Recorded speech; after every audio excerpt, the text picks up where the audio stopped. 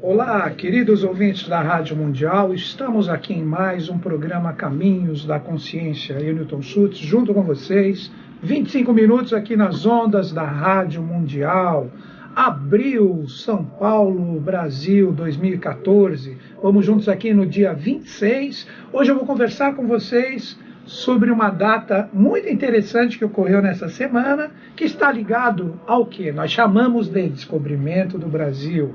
22 de abril de 1500, mas na verdade foi uma colonização, como a gente bem sabe. E essa colonização, entre aspas, nós precisamos entender que ela, na verdade, traz anterior à chegada dos portugueses, muitas consciências, muitas coisas que nós vamos conversar hoje no programa. Vamos falar um pouquinho sobre Cabral, vamos falar também sobre Colombo, que os dois com uma missão muito próxima, muito parecida, e também a realidade dos fenícios aportando aqui no Brasil aproximadamente 900 a.C.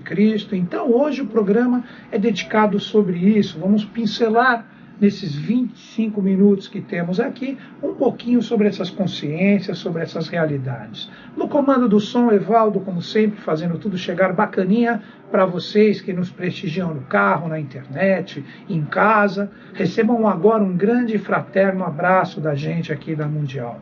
Paulo filmando, postando no YouTube, possivelmente domingo, amanhã ou segunda-feira.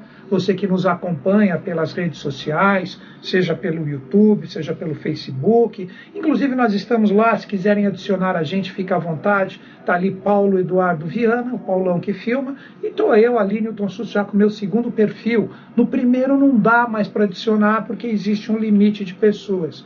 Então, como eu coloquei como perfil pessoal e não como página, eu já estou no meu segundo perfil. Mas eu adiciono todo mundo, sem distinção. Se você quiser prestigiar ali o que a gente coloca, divulga como formas de ver o que está acontecendo na atualidade, você fique à vontade ali. O Paulo sempre está compartilhando os vídeos e ali a gente posta no Facebook. Então, repetindo, você pode me procurar ali. Eu estou no segundo perfil, perfil 2, está ali Newton Schultz 2. Né?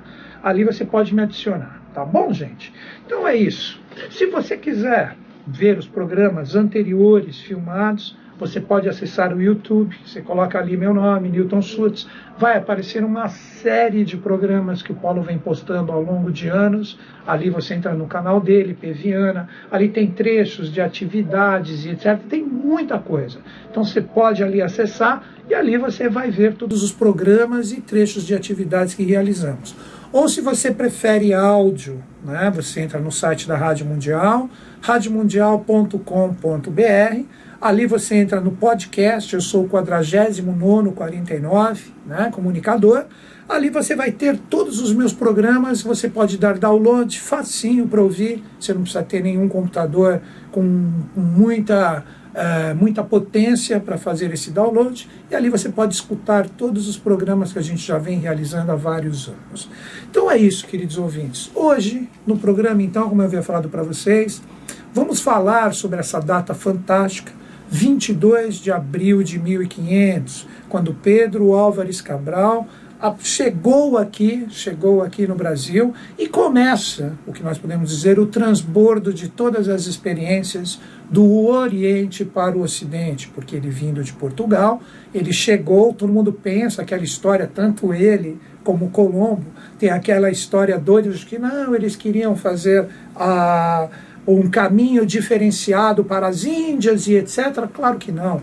Dois seres especialíssimos, dois adeptos que seguiam a grande fraternidade branca, o Shuddha Dharma Mandalam, ou se você quiser, como você quiser ver essa parte espiritual, dois seres que estavam ligados a esse processo da grande lei ligado à evolução humana. Então esses dois seres, repito, esses dois adeptos da letra C, isso revelados pelo professor Henrique José de Souza. Quem não conhece esse grande ser, ele foi, podemos dizer ainda, a consciência dele está presente, o patrono da atual Sociedade Brasileira de Obiose, que já teve o nome de Sociedade Teosófica Brasileira e outros nomes anteriormente. Então esse ser, ele deixou muitas revelações para nós, e praticamente o que eu passo aqui para vocês é a minha forma de interpretar. Então vamos colocar um pouquinho, desse conhecimento para vocês. Primeiro, saindo um pouco da teosofia, pegando esse lado da astrologia e do tarô ligado a essa efeméride, é bem interessante.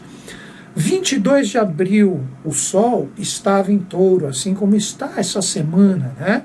Então, 22 de abril de 1500, quando o Cabral chega aqui no Brasil, o Sol estava na constelação de Touro. Isso representa o quê? Touro representa o firmamento, o marco, a estabilidade. Então, veio trazer uma força especial para essa data, que foi o marco da chegada dos orientais, vamos chamá-los assim, claro, Europa, mas eles estão mais para o Oriente do que nós aqui no Brasil, mais para o Ocidente.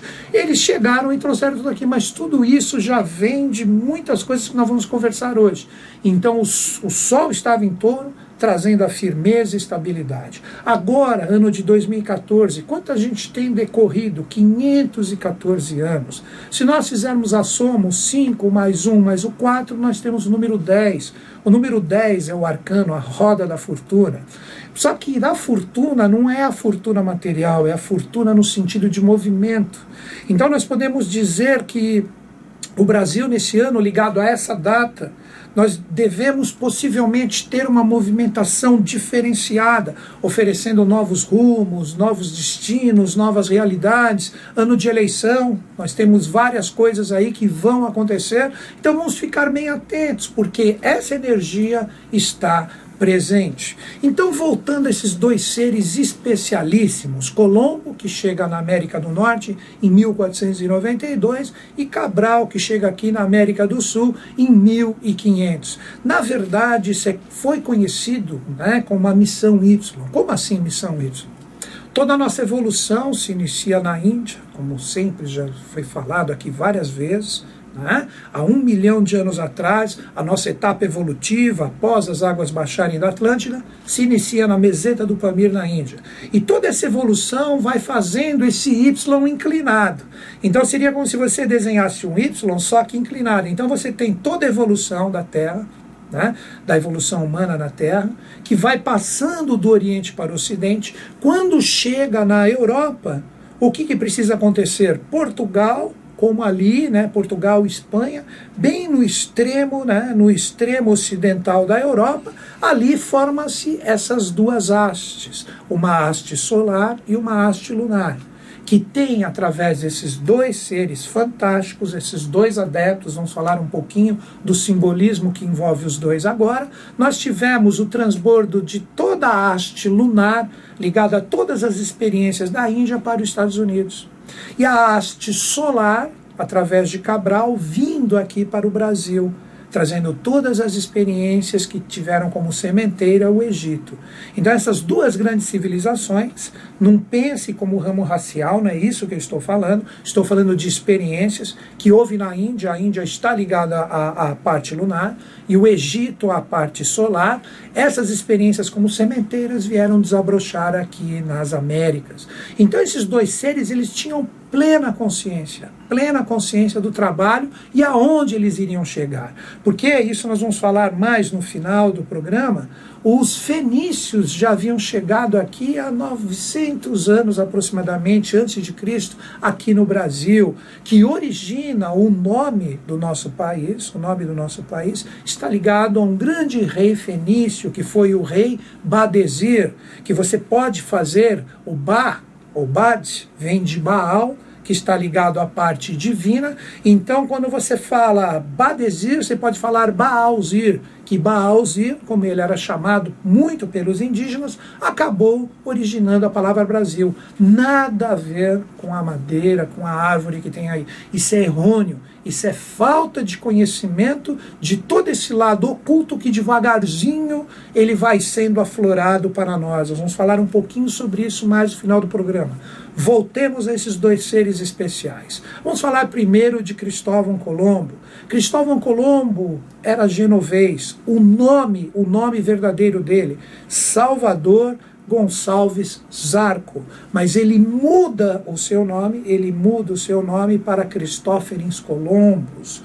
Então, o que ele quis dizer com isso, Cristóferens Colombos? Ele quis trazer, através desse novo batismo que ele mesmo origina para ele, aquele que tinha a missão de trazer todas as experiências já trabalhadas pelos seres anteriores a ele, pelos seres especiais. Podemos citar os grandes seres da humanidade que deixaram todo esse manancial de conhecimento, o Cristo, aí vem o Cristófanes. Ele vinha trazer essa boa nova, como se fosse a própria pomba do Espírito Santo para as Américas, onde hoje, você pode ver, nós temos uma miscigenação incrível. Do Brasil é muito mais rica, mas nós temos também no povo americano, nós temos uma miscigenação fantástica que representa o que? A aglutinação de todas as experiências oriundas do Oriente, que hoje estão todas derramadas aqui no Ocidente. Então, quando a gente fala do Cristóvão Colombo, um ser especial que trazia dentro dele as experiências de Sócrates, o grande filósofo grego, é muito interessante a gente entender isso. Não considere uma reencarnação, e sim um ser que trazia essas experiências dentro de si. Então, um ser para lá de especial, que sabia exatamente aonde ia chegar e sabia qual era a sua missão em relação a essas terras sagradas. Sim. Quando nós falamos de Cabral, Cabral vem do quê? De cabra. Quando nós pegamos o próprio simbolismo presente, né, nas caravelas de Cabral, ali nós tínhamos como se fosse um triângulo, 3 cabritos, um na parte superior e 2 embaixo, como se estivesse colunando. Quando a gente pega esse sentido de Cabral, de cabra, de cabrito, nós precisamos fazer uma analogia com uma palavra oriental, que é a palavra Kumara, que está ligado a essa parte de cabra, cabrito. O que representa um Kumara? Quando a gente fala a palavra Kumara, essa palavra do Oriente, nós temos Kuma, de cume, de parte elevada, o topo da montanha, e Mara, a consciência. Então, o que seria a consciência kumárica ou a consciência de um Kumara? Seria exatamente esta projeção dessa consciência que vem do cume, que vem de cima. Aí que vem a analogia com o animal, o cabrito. Que o cabrito, o que ele faz? Ele sempre tem essa força de ascensão, de chegar no topo, no cume de uma montanha. Aí que vem a palavra Kumara, aí que vem a palavra Cabral, a analogia com o animal cabrito. Então, um ser especialíssimo também, que sabia da sua missão. Nada disso, novamente repito, quem está se conectando com a gente aqui agora na Mundial, o nome Brasil não vem do pau-brasil, um pau vermelho que tinha aparência de brasa.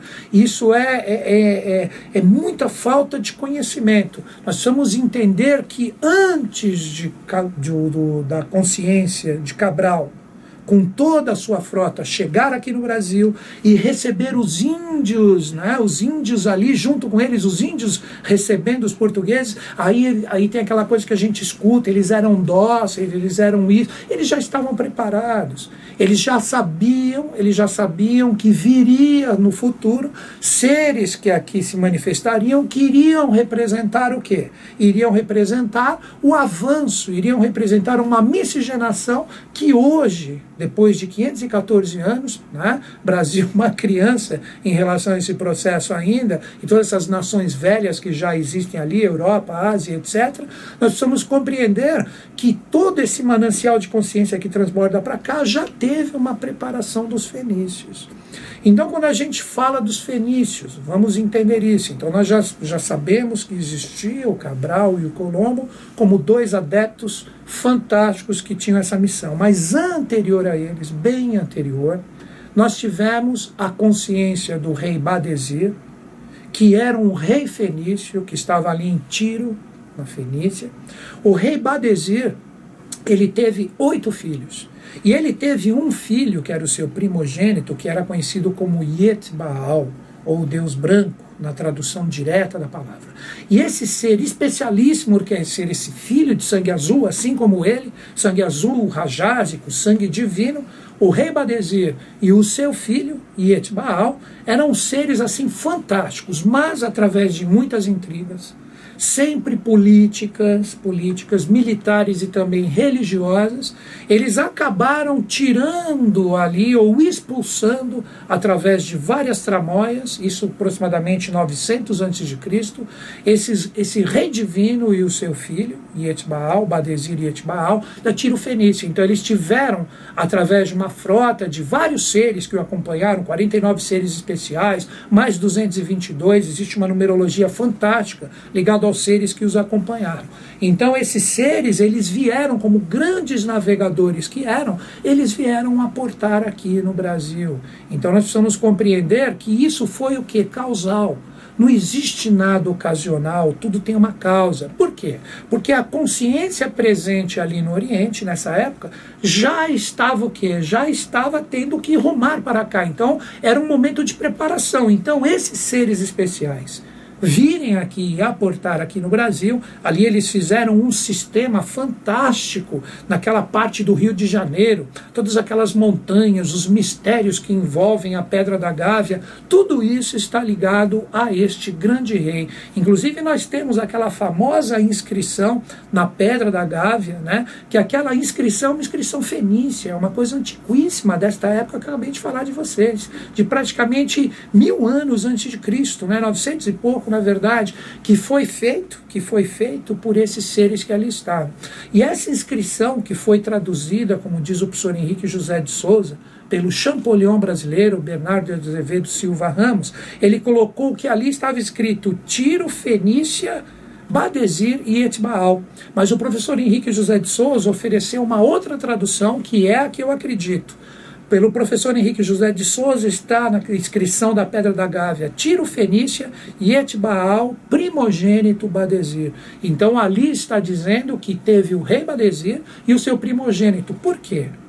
Porque o primogênito dele, que foi exatamente o Ietbaal, esse ser fantástico, que na verdade era uma parelha, era uma dupla, tinha também uma mulher, que era Ietbaal Bel ou Ietbaal Bem. Esses dois seres, através de forças contrárias ali na Baía da Guanabara, eles morreram afogados por causa dessas forças contrárias. E depois eles foram enterrados no interior da Pedra da Gávea. Então a Pedra da Gávea é um lugar fantástico, é um portal. Daí que se você pesquisar, você vê que muitos alpinistas que passam ali, que estão de repente escalando a Pedra da Gávea, às vezes escutam barulhos, ouvem músicas, ouvem vozes. Por quê? Porque eles entram em conexão com esse portal que está presente ali. Então a Pedra da Gávea é um lugar extremamente sagrado e acredito até hoje pode ser usado como um portal de passagem de seres se quiserem se deslocar para determinadas partes do mundo. Então ali é um portal. Então nós precisamos estar muito atentos a essas realidades. Mas vamos continuar nessa história dos fenícios de uma forma bem sucinta e bem sintética aqui para a gente entender. Então, antes de Cabral e antes de Colombo, nós tivemos os fenícios chegando nessa região aqui das Américas. Então, quando chega o rei Badesir aqui, junto com o seu filho, seres especialíssimos, automaticamente, porque esses seres eles traziam os fenícios, eles estavam ligados diretamente a todo o conhecimento da Atlântida, assim como todos os indígenas que existem na face da Terra, principalmente os primordiais. Quando você fala indígena, você fala maias, astecas, incas, os índios brasileiros, os índios da América, todos quem são? Seres que tinham sobrado do grande dilúvio, que traziam ainda dentro de si toda aquela tradição da Atlântida. Então, quando eles se encontram, houve uma convergência de consciência. E ali o rei Badesir, trazendo todo aquele conhecimento dos fenícios, trazendo toda essa realidade que era necessária para aquele momento do Brasil, como uma preparação, ele divide o Brasil em duas partes. Então a parte do norte, que correspondia do Amazonas até Salvador, Bahia, ficaria sobre os auspícios do rei Badesir. O rei Badesir, então, ele faria a parte mais temporal, política, ligado ao Brasil. E a parte do sul, que correspondia até o extremo sul do nosso país, o Rio Grande do Sul, ficou com essa parelha, que era o Ietbaal, o seu primogênito, e a sua contraparte, que era Ietbaal Bel. Então, esses dois seres aqui nessa parte sul correspondiam à parte espiritual. Então, daí que você pega o Rio de Janeiro com aquelas montanhas fantásticas, exaltando novamente a Pedra da Gávea ali, tinha então um sistema geográfico análogo a todo o sistema evolucional da época. Então ali você tinha toda a parte espiritual. Então o Brasil, esse Brasil pré-cabralino, vamos dizer assim, era fantástico. Quantas coisas nós ainda vamos descobrir deixada por esses povos. É que hoje não é do interesse mundial essas descobertas arqueológicas aqui no Brasil. Hoje, se você acha uma tremenda pirâmide de repente na Amazônia, não vai dar uma repercussão se você achar um pequeno dente ali nos Estados Unidos ou na Europa. Por quê? Porque é do interesse deles exaltar as descobertas ali e focar a consciência para cá. Então, com o tempo, tudo isso vai se resolver e vocês vão ver que muitas coisas fantásticas serão descobertas aqui no nosso país, ainda remanescentes não só dos fenícios, como de civilizações bem anteriores que o Brasil, sempre de todas essas partes, desses grandes terremotos que nós tivemos e cataclismas no planeta Terra, o Brasil sempre foi um lugar preservado, um lugar sagrado. Tanto é que das 12 placas tectônicas que nós temos aqui no planeta Terra, nenhuma passa sobre nós. Às vezes nós temos umas tremidinhas aqui, principalmente ali em Minas, acho que é Montes Claros, né, Paulo? Nós temos umas tremidinhas ali, mas não é nada que ocorre em determinados locais, né? Então ali é muito interessante que nessa divisão que nós tivemos, então os dois filhos, podemos dizer assim, a parelha, Ietibau e Ietibau-Bey, ou os dois príncipes, eles cuidaram da parte sul e a parte norte ficou com o rei. E como eu disse, através da parte contrária, que conseguiu ter uma imensa força ali, conseguiram fazer na Baía da Guanabara a barquinha onde estavam esses gêmeos espirituais, vamos dizer assim. Houve o quê? Houve uma parte onde essa barca ela virou e eles morreram afogados, infelizmente. O rei Badesir imediatamente ele retorna do norte e ali ele faz um funeral onde a Pedra da Gávea é o local onde foram colocadas essa barca, os corpos desses seres especiais. Hoje não mais, hoje não estão mais ali, já foram recolhidos para dimensões interiores do planeta, mas ali ainda continua um portal. Daí que vem o nome que depois no futuro foi construído pelo professor Henrique José de Souza, podemos dizer assim, né? Um sistema geográfico no Rio de Janeiro. Aí você tem a palavra Niterói, que a palavra Niterói vem da onde? Nishtalhan. O que quer dizer Nishtalhan? Caminho iluminado pelo sol. Então, os próprios índios que aqui estavam, eles sabiam que ali existia uma força espiritual muito grande, que foi já o transbordo de todas essas consciências do Oriente para cá no Ocidente, formando no Brasil essa pátria fantástica que nós somos hoje, ainda movidos pela corrupção, por todo esse lado complicado, mas vocês vão ver que a passos largos nós estamos trilhando para ser a nova potência do mundo, e não material, no sentido de consciência.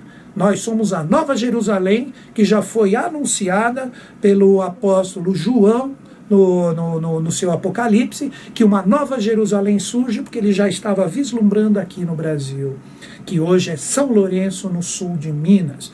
Então, em Nishtalhan, ou Caminho Iluminado pelo Sol, formou-se ali um sistema geográfico, que depois, no futuro, no ano 1000, quando encerra praticamente esse trabalho ali, ano 1000 depois de Cristo, todas essas experiências vão para o sul de Minas.